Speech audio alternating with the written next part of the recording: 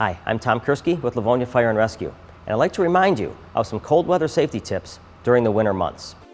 First of all, the furnace. The furnace is working overtime this time of year, so we definitely want to make sure that we have that appliance checked out and inspected. If you have filters on it that are replaceable, replace them. If you have the filters that you clean out, then clean them out periodically during the cold weather months. Also, the furnace should have a 3-foot area that is clear all the way around on all sides of the furnace to avoid any combustibles catching on fire from an accidental overheating in your furnace box itself in case the fan were to malfunction. If you use your fireplace, we have some tips for you on that as well. Fireplace is a great place to gather after you've been outside in the cold to warm up. Too many people try to get too close to the fireplace, and you can have combustible catch on fire when this happens. So when you take those scarves, hats, and gloves and mittens off, don't put them right in front of the fireplace. Move them back. Again, a 3-foot mark. You're still feeling the radiant heat from the fireplace. Just move them back a little bit further to that 3-foot mark, and they'll dry out and they'll warm up very quickly.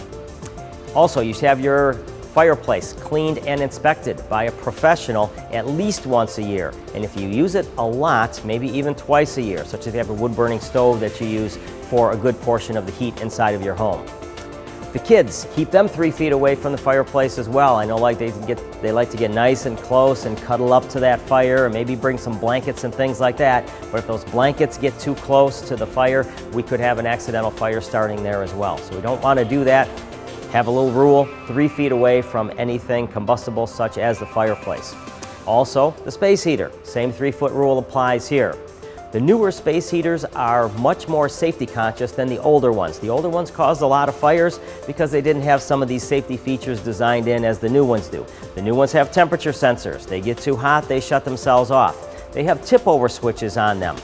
If a child or a pet accidentally knocks one over, then that shuts it off. So look for those safety features if you're purchasing a space heater, and if you have one of the old space heaters that doesn't have those safety features, extra diligence. Don't run space heaters in rooms where an adult is not present at all times. Also, candles. December is our biggest month for candle fires.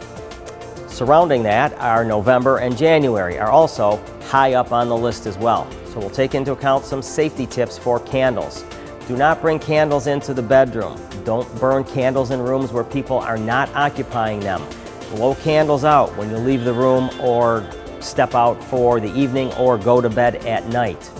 Many people will light candles for the atmosphere and for holiday celebrations, and that's fantastic. Just a little common sense on those. Keep them a little bit further out of the ways of normal traffic so people won't bump into them, dogs won't wag tails into them, things like that. So always be thinking about kids running and things like that when we talk about candles. Also, the matches and lighters used to light the candles. When you're done using those, put them high up out of the reach of children, preferably in a locked cupboard. Also, this time of year, we need to worry about snow covering the fire hydrants. The fire department knows where most of the fire hydrants are in the city. We have maps that can direct us to each and every one, but at 3 o'clock in the morning, we don't want to be pulling a map book out finding them. It would be great if we could see them from the street. So ask yourself from the street, are you easily able to spot the fire hydrant in your neighborhood? So take a few minutes, clear some snow around those fire hydrants, and we're going to be A-OK around that in case something were to happen.